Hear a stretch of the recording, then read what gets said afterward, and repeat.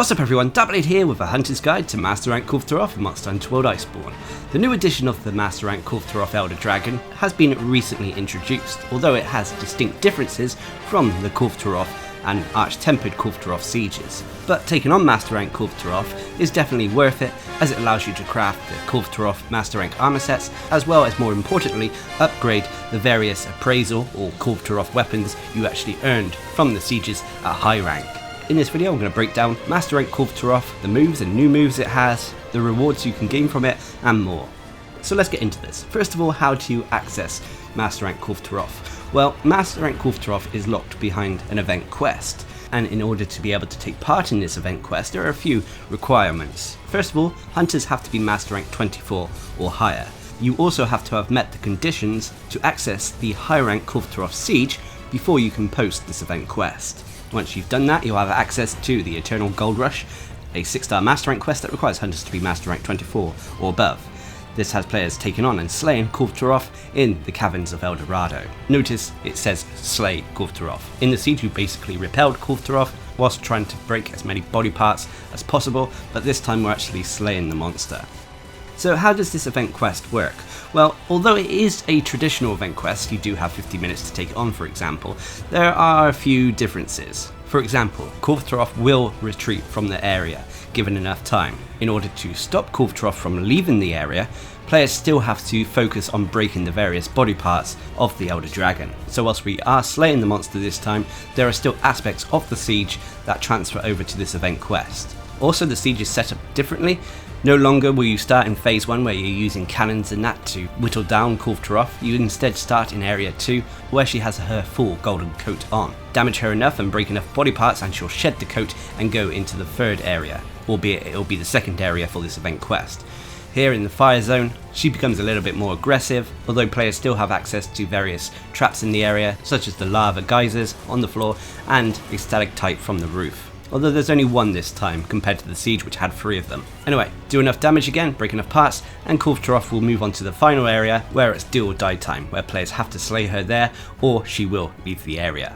Now along the way, as you are breaking off materials, there are 2 important aspects that you can break off of her. First of all is the Kulve Taroth gold from her head when you're fighting her in the first area. This can be looted a few times separately, and the other aspect that you can break off is you can completely break her horns, much like you could in the siege, which will drop, allowing you to loot them as well. You can normally break these off in either the final area or second from last area.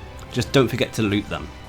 Now of course, when Master Rank comes around, all the monsters that get a Master Rank upgrade tend to get a few new moves. There are a few notable ones for Kulve Taroth, although a lot of them are very similar to what you've experienced in high rank and Arch-Tempered Kulve Taroth. The new moves that stood out to me included a almost 180-degree fire blast that left fire on the floor that would burn players. Another move that she performs, especially in area 4, is a belly flop move, for lack of a better way of describing it, where she'll telegraph this slightly by looking like she's about to charge, but then she just leaps into the air, belly flops onto a player's location, causing an explosion of lava around her. This can hit quite hard, so be wary of this. And the other notable move that stood out was a move she only performs in the final area, where she climbs the middle pillar in the area, spews fire onto the roof, and causes a cascade of molten golden rock to fall down on players. This move can be avoided with the dolphin dive, shields that have the guard up skill, and sometimes if you're just lucky enough, the fallen debris will actually completely miss you.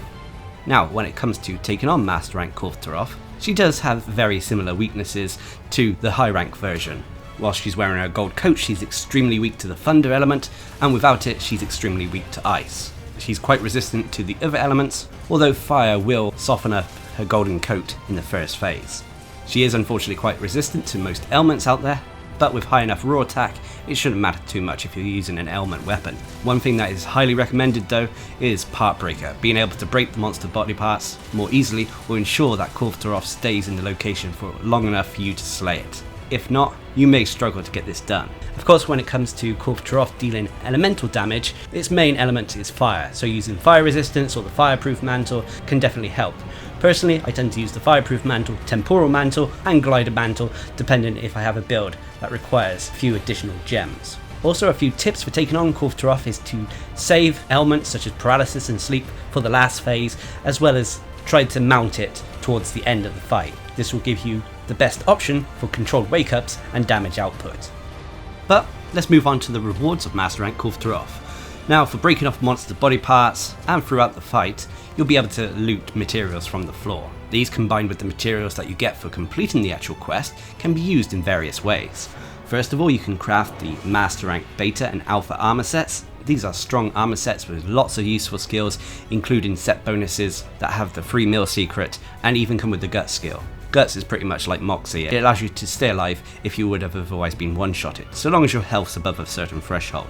Free meal secret, it allows you to get the free meal skill up from level 1 to a maximum of level 3, pretty much giving you a 75% chance of not consuming an item when you use it. On top of that, these armor sets look gorgeous, very elegant, and I cannot wait for layered armored versions of these. On top of that, you can also craft yourself a Palico armor set, which is pretty much a Master Rank version of the one that already existed at high rank. But once you've crafted the armor with the various materials, what else can you do with the materials you get from Master Rank Kulve Taroth? Now, these can be used to upgrade your existing Kulve Taroth weapons that you get from the high rank siege. Now, Master Rank Kulve Taroth will not yield you any new Kulve Taroth weapons. You can only get the base weapons through the high rank siege, so there is still a reason to do it. But once you have weapons you wish to upgrade to a Master Rank weapon, you can go to the upgrade system at the workshop and use these on the Kulve Taroth weapons. Now, how do you upgrade the weapons? Well, anyone who has experienced the Safi Jiva upgrade system will know what to expect.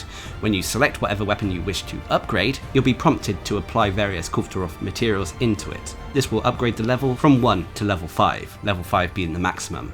This will increase all its stats, bringing it up to a Master Rank weapon. Now, the weapons could be seen as being divided into two categories. You have the Kulve Taroth weapons and you have the Shah or Kia weapons. These weapons, the Kia ones, can be upgraded and will maintain their critical element or critical status skill built into them, making for some very powerful elemental weapons. That means you don't have to rely on the critical element armor pieces. The Kulve Taroth weapons, on the other hand, when they have been upgraded, will have the Kulve Taroth essence set bonus built into it, so they'll function much like a piece of the Kulve Taroth armor, meaning that you only really have to wear 3 pieces of the armor to get the full Kulve Taroth essence, so long as you're using a Kulve Taroth weapon that has been upgraded via the workshop. Now, whilst these weapons may not be breaking any metas out there, they definitely allow for a lot more options when it comes to variety in your builds, so I for one am definitely going to be utilising this. But finally, for a little bit of additional information, when you do complete the Master Rank Kulve Taroth event quest, you will be rewarded with 2 pendants that you can use. These pendants are automatically rewarded to you and can be accessed much like any other pendant out there. Finally, when it comes to the Kulve Taroth siege, there is now a use for all those high rank Kulve Taroth parts you have. You can now use these at the Elder Melder via the Awakened Alchemy to forge yourself Kulve Taroth weaponry, so you don't always have to go back and do the siege over and over again. This works much the same as the Safi Jiva Awakened Alchemy process. So a nice little addition there. Now, Master Rank Kulve Taroth can be tricky. It can be done solo, but it's incredibly rough, and unless you're a speedrunner, it's going to take you 15 to 20 minutes. There's also a high likelihood that the monster will run off if you cannot break enough parts on the creature. It is far more easier to take down Master Rank Kulve Taroth in a group, and you no longer need the entire help of the Gathering Hub, which makes things more accessible and overall easier to complete. Now, remember that this is an event quest, so it's not going to be available all the time, but if you follow my channel, you'll be aware that I bring you weekly videos, including new and returning event quests. But that's about it for the Master Rank Kulve Taroth hunt. Obviously it is a little bit different to the Kulve Taroth siege, but for me it didn't feel as grindy. The fact that the armor and weaponry are not entirely must-have pieces of equipment means that you can kind of farm them at your own leisure. You're not rushing to get them to get the most meta set out there. I for one am personally excited to upgrade my Kia weapons, especially the elemental ones, for weapons that can definitely utilise elements more effectively, such as the dual blades and bows, as it will allow me to free up and maybe not always have to use the true critical element Silver Rathalos set. But what are your thoughts on Master Rank Kulve Taroth? Leave a comment down below, and until next time, I've been Darcblade, bringing you a hunter's guide to Master Rank Kulve Taroth in Monster Hunter World Iceborne. Hope you enjoyed the video, thanks for watching, subscribe and like for more.